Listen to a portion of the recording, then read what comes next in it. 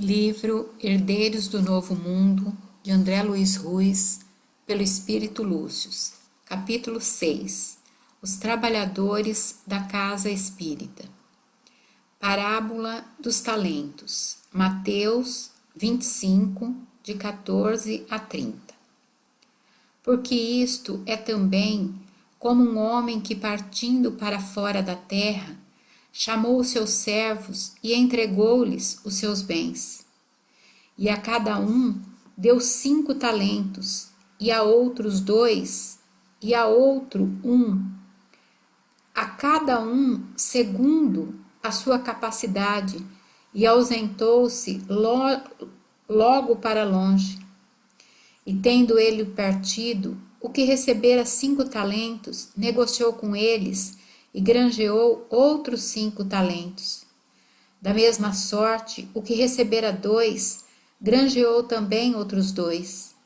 Mas o que recebera 1, foi e cavou na terra e escondeu o dinheiro do seu senhor.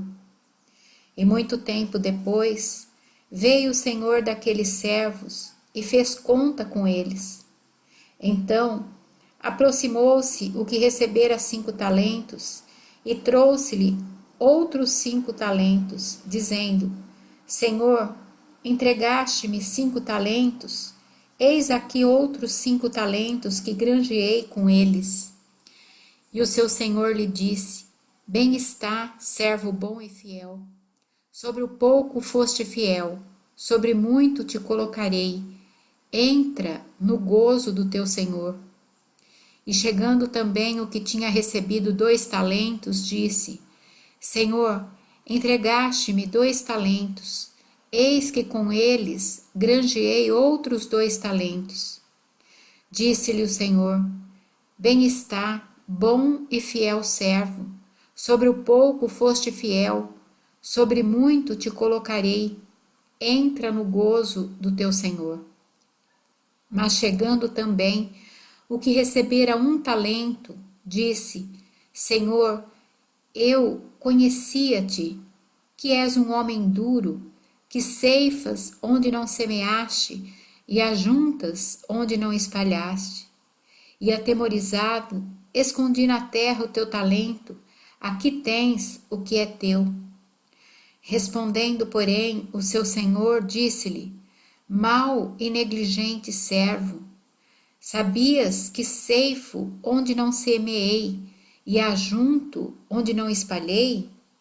Devias então ter dado o meu dinheiro aos banqueiros, e quando eu viesse, receberia o meu com os juros. Tirai-lhe, pois, o talento, e dai-o a que tem os 10 talentos. Porque a qualquer que tiver será dado, e terá em abundância, mas ao que não tiver, até o que tem ser-lhe-á tirado. Lançai, pois, o servo inútil nas trevas exteriores, ali haverá pranto e ranger de dentes. Depois de se apresentar para as tarefas noturnas que se desenrolaram na instituição, Alberto foi encaminhado para o núcleo que congregava os trabalhadores encarnados, que tanto quanto ele próprio lá estavam com tarefas definidas. Iriam escutar as orientações do dirigente espiritual, a quem se subordinavam as atividades que lhes eram atribuídas. Acompanhado por Adelino, o médium, desdobrado durante o sono do corpo, viu-se em pequena sala, cercada de outros 8 trabalhadores encarnados que já haviam chegado. Todos eles traziam a ligação fluídica prateada que os mantinham conectados ao arcabouço físico. Eram eles Jurandir, o dirigente encarnado da instituição, Dalva, Meire e Lorena, médiuns psicofônicas, como Alberto, além de Horácio e Plínio, cooperadores do diálogo e do trabalho de passes magnéticos, e de Alfredo, o prestativo zelador da instituição, que nela residia para garantir sua segurança material. Dirigindo-se a Jurandir, Alberto exclamou: Puxa, seu Jurandir, novamente tão poucos nos encontramos aqui para as tarefas tão intensas que nos esperam. Meu amigo, respondeu o interpelado com um sorriso de tristeza. Nem todos os nossos irmãos estão disponíveis, como seria de se esperar. Dos 62 trabalhadores, somente 8 têm se mostrado compenetrados e dispostos às disciplinas mentais e emocionais adequadas para o serviço contínuo da mediunidade. Outros 16 estão atendendo a deveres diversos aqui em nossos outros núcleos de trabalho. No entanto, com exceção desses 24, os outros 38 estão adormecidos para as experiências construtivas do espírito durante o repouso do corpo. Eles, por acaso, não estariam ignorando nossas tarefas? Perguntou humilde a senhora Dalva, médium de grande bondade. Infelizmente não, querida irmã. Todos nós recebemos os alertas durante nossas tarefas físicas aqui no centro e, além disso, somos amparados no retorno aos nossos lares e conduzidos ao sono físico. No entanto, tão logo a maioria se vê fora da carne, parece se esquecer dos alertas e compromissos e cada qual sai em busca das emoções e interesses que refletem os seus sentimentos ou as suas necessidades. Observando o diálogo construtivo entre os presentes e para torná-lo ainda mais interessante e rico, Ribeiro, o espírito que estivera ao lado de Bezerra na noite anterior, quando das advertências proferidas através do médium Alberto, assumiu o diálogo com a autoridade de quem conhece e ama profundamente cada um dos seus tutelados naquela casa de serviço no bem. É verdade, queridos filhos, cada um deles recebe de nós, seus irmãos sinceros, o acompanhamento e a proteção para o momento do sono e do imediato despertamento no plano invisível da vida. No entanto, o pensamento gera os caminhos e não é sem razão que o Divino Mestre nos ensinara a lição de que onde estiver o nosso tesouro, aí também estaria o nosso coração. Então, assim que se projetam do outro lado da vida, escolhem o rumo que mais lhes agrade, pouco ou nada, escutando das nossas palavras carinhosas que os convocam aos trabalhos da instituição. Peixoto, com graves compromissos financeiros, saiu do corpo em busca de solução para suas dívidas, procurando encontrar-se com banqueiros ou amigos endinheirados, a fim de conseguir tocar-lhes o coração para que seja favorecido no empréstimo que pretende lhe solicitar em breve. Cornélia, preocupada com a saúde do filho distante, tão logo se viu leve no corpo espiritual, impulsionada pelo pensamento, tomou o rumo da casa do rapaz, premida pela angústia exagerada, tão comum às mães sem equilíbrio, esquecendo-se do entendimento das leis espirituais, que são inflexíveis e justas, tanto quanto, fazendo vistas grossas aos desmandos de Marcelo, que entre drogas, aventuras e excessos, vem consumindo as próprias forças por gosto. Cássio deixou o corpo no leito e, indisciplinado para o dever, aceitou o convite das entidades levianas que os esperavam para a agitada festa nos ambientes inferiores, esquecendo-se de que, como médium, sua sensibilidade se verá abalada por vibrações agressivas do local onde passará a noite, quando regressar ao corpo carnal. Chegará aqui no dia seguinte, queixando-se de dores de cabeça, indisposição e abatimentos, cobrando a ajuda dos espíritos para solucionar suas desarmonias. Geralda não consegue sair do corpo de maneira serena porque é perseguida por cobradores que a acusam de atitudes inferiores na presente existência na área da afetividade. Ao ver-se descoberta pelos agressivos algozes, antes de recorrer à prece sincera, com a qual se protegeria com serenidade e firmeza, foge de volta à carne, imaginando ser o esqueleto a única fortaleza que a salva. Moreira, pobre filho, dominado pelas sensações do sexo, não se satisfaz com a convivência íntima que a esposa lhe propicia. Com a mente impregnada de imagens erotizantes, atrai para dentro de sua própria alcova a companhia de perigosas e astutas entidades que se alimentam de suas energias sexuais exacerbadas pela fixação mental, hipnotizando-o mais e mais com quadros excitantes para que mantenha acesa e intensa a chama do desejo, impedindo ou dificultando que o pobre homem se desconecte dessa faixa de ideias para sintonizar-se conosco.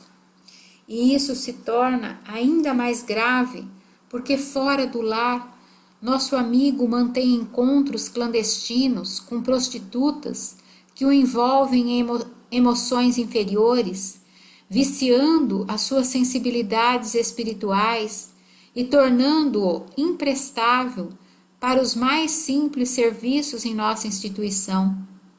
Pensa ele que, graças à sua discrição, ninguém lhe conhece a vida dupla que leva.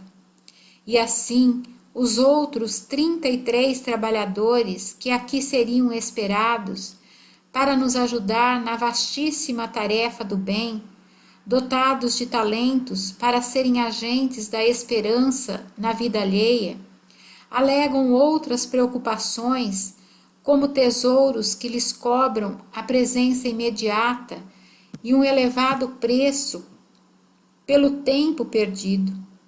Para todos, tais fixações mentais parecem justificar-se como preocupações importantes e emergentes.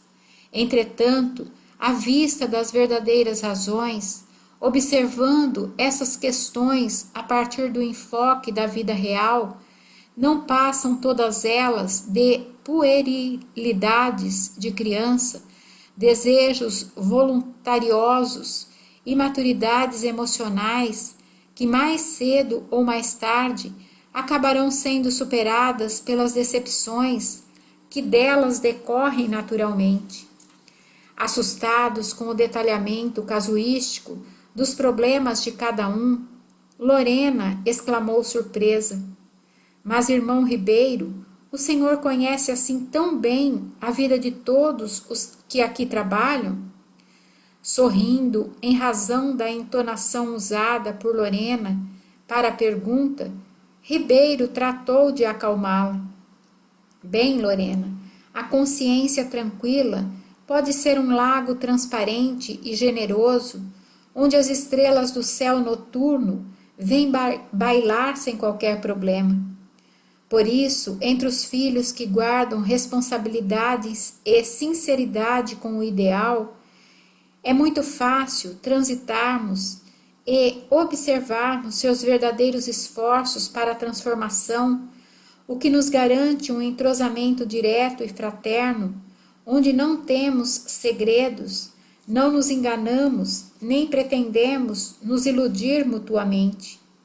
Quanto aos outros, os que carregam a consciência enodoada pelas condutas íntimas não adequadas, imaginando-se bem escondidos pelo véu da invisibilidade, também dispomos de suas fichas individuais, não a título de bisbilhotice, mas sim como forma de supervisionarmos os seus passos, buscando evitar quedas mais graves ou comprometedoras, como também entender os motivos que os prendem a tais tragédias morais ou necessidades específicas.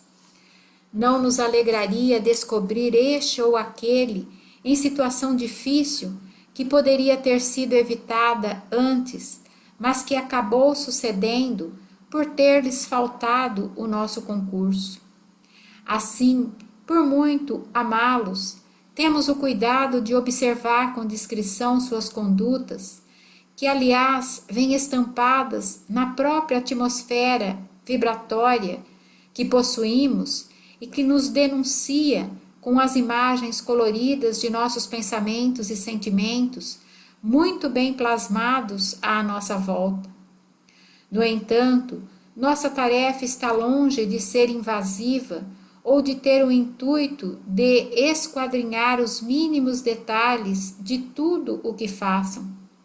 Quando acompanhamos um irmão que se dirige aos bordéis espirituais, sabemos o que ele procura e então não necessitamos segui-lo nas orgias em que se envolverá. Quanto seguimos um irmão que procura negociatas inferiores, temos a exata medida de suas intenções reais e assim não precisamos nos deter nos detalhes de seus contratos indiscretos ou perniciosos. Não pensem vocês que ignoramos os momentos de intimidades, as necessidades de prazer físico a que os seus corpos estão ainda submetidos, nem que isso seja considerado por nós como algo inadequado.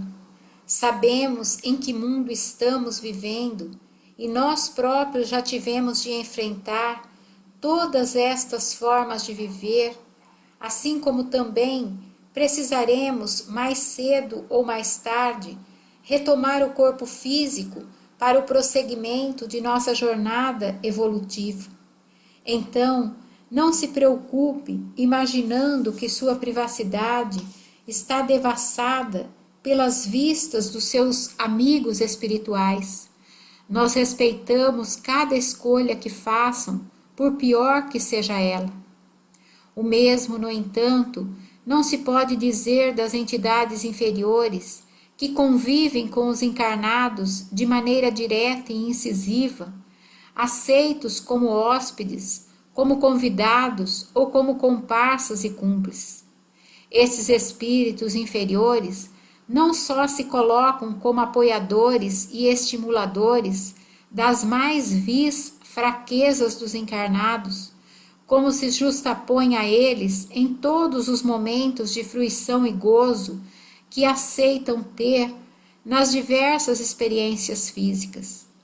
Dizia Paulo de Tarso que éramos acompanhados por uma, abre aspas, nuvem de testemunhas, fecha aspas. E no caso dos invigilantes, além de testemunhas, essas entidades invisíveis são igualmente copartícipes, sócias na aventura, penetrando os mais íntimos departamentos da vida dos encarnados. Se os espíritos que os protegem sabem, por exemplo, respeitar o momento do banho físico de seus protegidos, das atividades afetivas que compartilha com os eleitos de seu coração, inclusive estabelecendo a proteção fluídica do ambiente onde se relacionam, as entidades inferiores com as quais o encarnado se imanta por identidade de prazeres ou de defeitos são as primeiras a invadir o espaço mental e emocional de seus hospedeiros, como fazem os parasitos que estendem seus tentáculos no corpo de suas vítimas, sugando-lhes os princípios mais ricos e se alimentando de tais forças, ao mesmo tempo em que os estimulam para que não parem, para que mais se aprofundem nas práticas euforizantes. As elucidações eram muito ricas para o esclarecimento de todos. No entanto, as tarefas não podiam esperar mais tempo.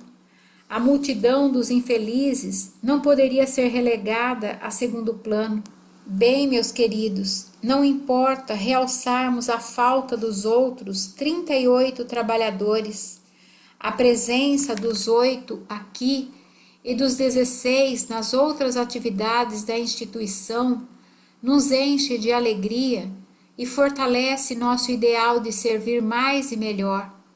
E se há um consolo para todos, é o de que, faltando muitas outras mãos, há muito mais trabalho para cada um, correspondendo assim à distribuição das dádivas celestes, a benefícios maiores para o servo fiel. Lembram-se da parábola dos talentos? Quando o Senhor regressa da viagem e percebe que os 2 primeiros multiplicaram, mas que o último enterrou o que havia recebido, retira a moeda deste preguiçoso e a entrega ao que mais talentos possuía. Esse é o sentido da expressão servo bom e fiel.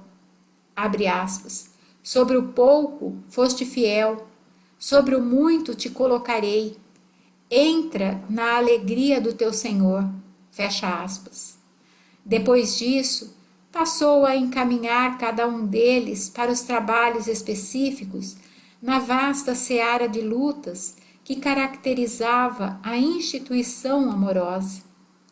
Durante quase 8 horas de descanso físico, exercitaram todos eles as tarefas respectivas, inclusive o humilde servidor que comparecia ali quase que como um peixe fora da água, já que Alfredo não era detentor de nenhuma sensibilidade especial, nem pertencia a qualquer equipe de atendimentos doutrinários ou energéticos da casa espírita.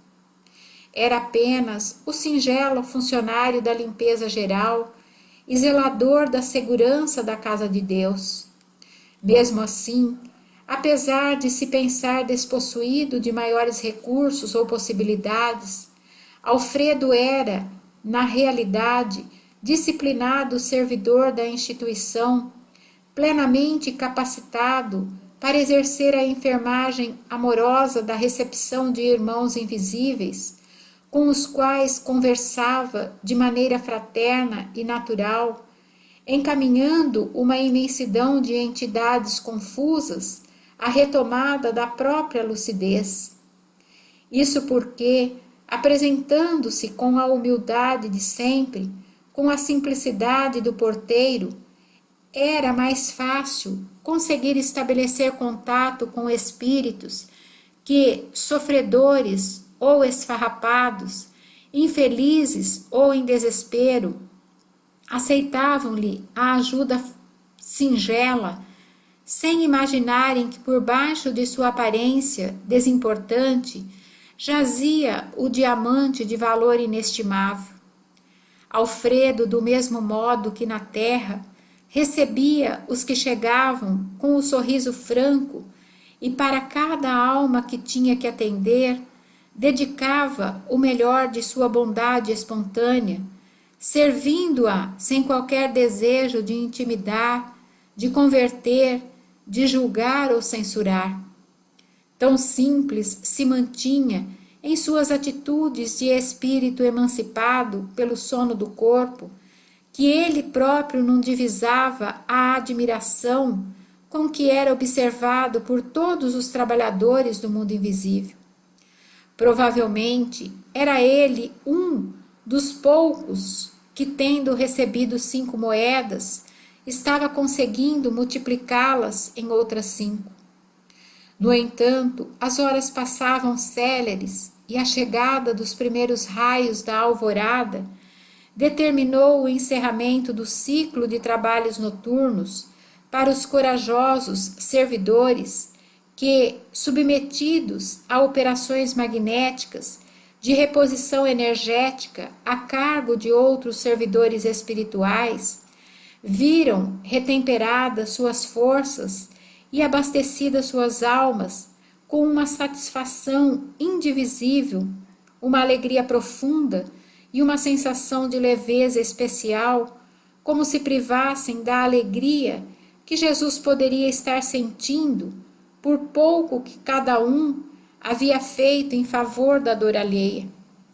O despertar no corpo, assistido por entidades especialmente destacadas para acompanhar cada um ao regresso, foi sereno e envolto nessa atmosfera de êxtase indefinível, que cada qual guardaria no coração à sua maneira, seja como um sonho muito bom, um encontro bastante estimulante, uma viagem à dimensão espiritual superior, um colóquio com um emissário sublime, a alegria de participar de uma grande festa espiritual ou de serem enfermeiros em um grande e movimentado hospital.